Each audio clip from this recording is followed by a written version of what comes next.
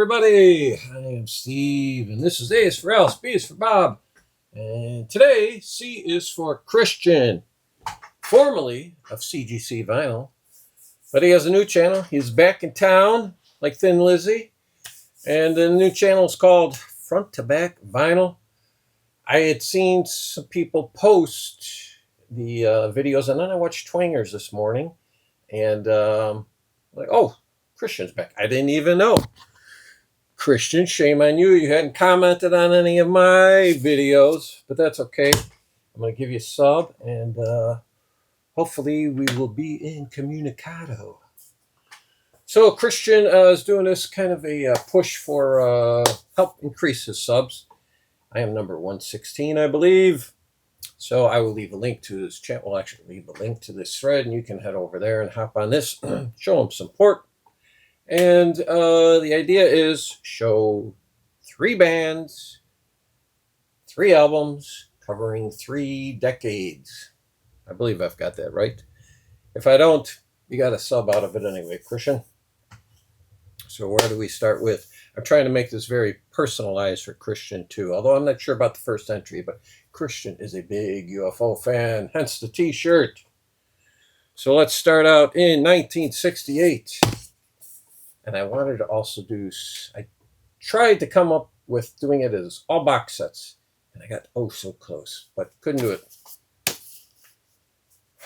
Jethro Tull, 1968, their debut. This was their much bluesier band here. And they, as you know, their sound changes. It evolves. Some would say they become progressive. Up next then, 1974.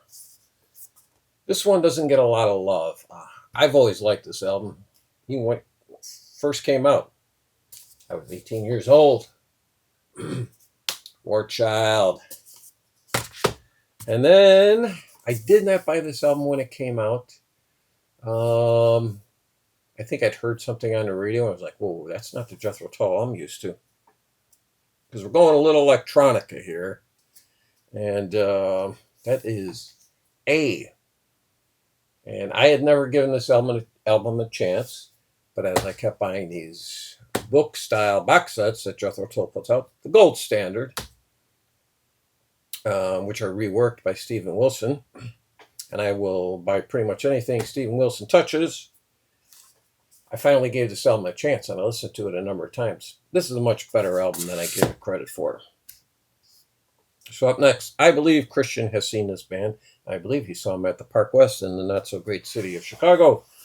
We're going to start in 1983 with Script for a Jester's Tear. This is the deluxe box. And with their original singer, Fish. This was not my introduction to them. I did not discover them until when the album I'm going to show last came out. So, a little suspense. Stay tuned. So up next then, my favorite album from them from the 90s, and that is Afraid of the Sunlight. I love that alternate album cover. Marillion does it, and Rush does it very well. They do rework some of this artwork. Makes it look very cool. And then in 2004 is when I first came across them, and their very fine album, Marbles. And even the back, they even did a different take on the front. So there you go, Christian. And then up next, I think they're his favorite band. Beatles maybe, but I think they may be his favorite band.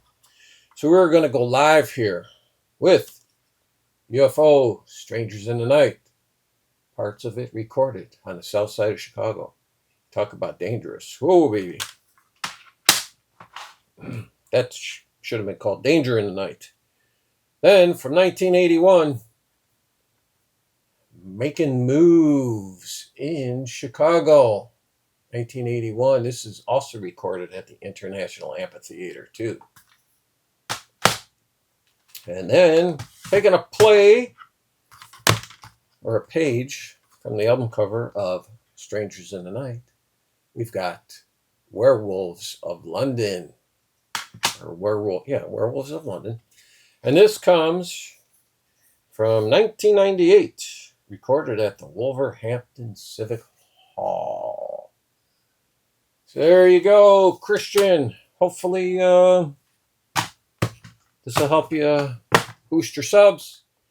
If not, maybe I turned you on to a UFO live album or two you don't have, but I got to believe you got them all.